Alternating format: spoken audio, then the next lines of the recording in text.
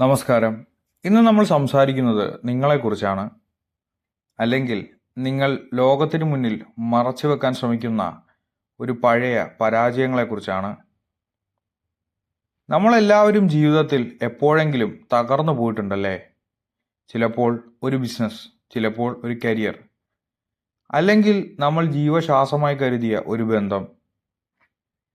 പലരും പറയുന്നത് നമ്മൾ കേട്ടിട്ടുണ്ട്, പഴയത് മറന്നേക്കൂ, മുന്നോട്ട് പോകൂ എന്ന്. എന്നാൽ ഇന്ന് ഞാൻ നിങ്ങളോട് പറയുന്നത് മറ്റൊന്നാണ്.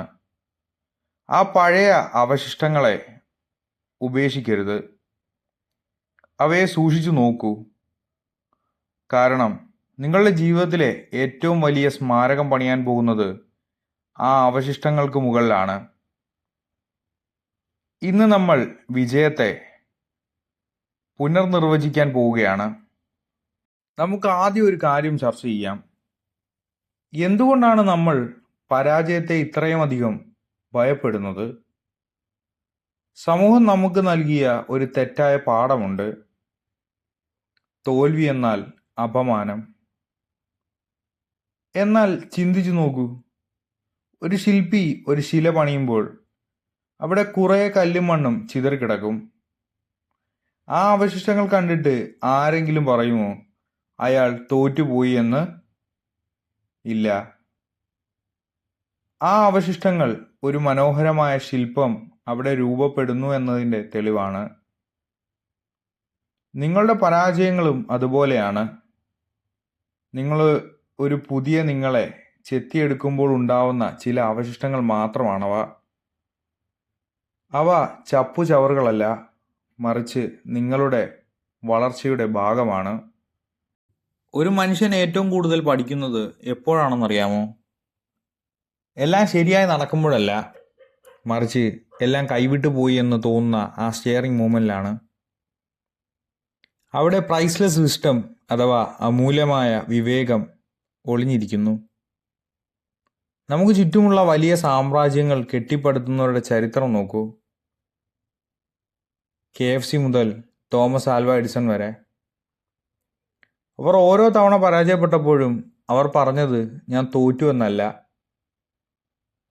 മറിച്ച് വിജയിക്കാത്ത ഒരു വഴി കൂടി ഞാൻ കണ്ടെത്തി എന്നാണ്. ആ വിവേകമാണ് അവരെ പിന്നീട് വാനോളം ഉയർത്തിയത്. നിങ്ങളുടെ പരാജയത്തിൻ്റെ അവശിഷ്ടങ്ങൾ നിങ്ങളുടെ വഴികാട്ടികളാണ്. ഇനി നമുക്ക് കുറച്ച് പ്രായോഗികമായി ചിന്തിക്കാം. എങ്ങനെയാണ് ഈ അവശിഷ്ടങ്ങൾ വെച്ചൊരു സ്മാരകം പണിയുന്നത്? 1. അംഗീകരിക്കുക. നിങ്ങളുടെ പരാജയങ്ങളെ തള്ളിക്കളയാതെ അവയെ വിശകലനം ചെയ്യുക. എവിടെയാണ് പിഴച്ചത്? അത് ധീരമായി സ്വയം സമ്മതിക്കുക. 2. തിരിച്ചറിയുക. ആ പരാജയത്തിൽ നിന്ന് കിട്ടിയ പാഠം എന്താണ്?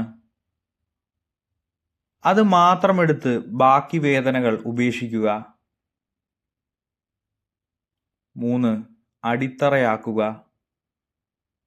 ആ പാഠം ഉപയോഗിച്ച് അടുത്ത ചുവട് വെക്കുക. പഴയ അതേ തെറ്റ് നിങ്ങൾ ആവർത്തിക്കില്ല എന്ന് ഉറപ്പുവരുത്തുക. നിങ്ങൾ അതിജീവിക്കുകയല്ല, മറിച്ച് നിങ്ങൾ പരിണമിക്കുകയാണ്. നിലനിൽപ്പിന് വേണ്ടിയുള്ള പോരാട്ടമല്ല ഇത്, മറിച്ച് കാലാതീതമായ ഒന്നിലേക്കുള്ള യാത്രയാണ്. വിജയമെന്നത് ബാങ്ക് ബാലൻസോ സോഷ്യൽ മീഡിയയിലെ ലൈക്കുകളോ അല്ല.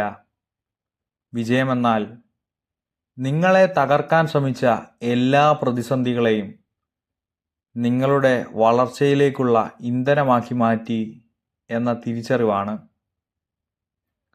ഒരിക്കൽ തകർന്നടിഞ്ഞ ഒരിടത്തു നിന്ന് തലയുയർത്തി നിൽക്കുന്ന ഒരു സ്മാരകം പോലെ നിങ്ങൾ മാറുമ്പോൾ ലോകം നിങ്ങളെ നോക്കി അത്ഭുതപ്പെടും.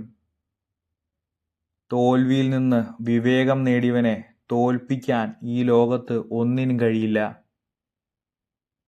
കാരണം അയാൾക്ക് വീഴ്ചകളെ ഭയമില്ല. വീഴ്ചകളെ എങ്ങനെ ഉപയോഗിക്കണമെന്ന് അയാൾക്കറിയാം. നിങ്ങൾക്ക് ചുറ്റുമുള്ള അവശിഷ്ടങ്ങളിലേക്ക് നോക്കൂ.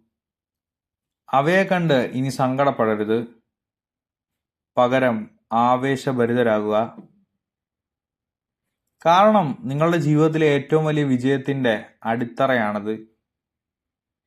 നിങ്ങൾ ഇന്ന് ഈ കേൾക്കുന്നത് വെറും ഒരു പോഡ്കാസ്റ്റ് മാത്രമല്ല,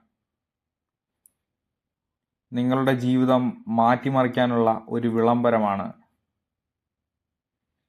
നിങ്ങൾ തകർന്നവരല്ല, നിങ്ങൾ പണിയാൻ പോകുന്ന ഒരു സാമ്രാജ്യത്തിന്റെ ശില്പികളാണ്. ഇന്ന് തന്നെ ആ സ്മാരകം പണിതു തുടങ്ങുക. വിജയത്തിന്റെ പുതിയ അർത്ഥങ്ങൾ തേടി നമുക്ക് വീണ്ടും കാണാം.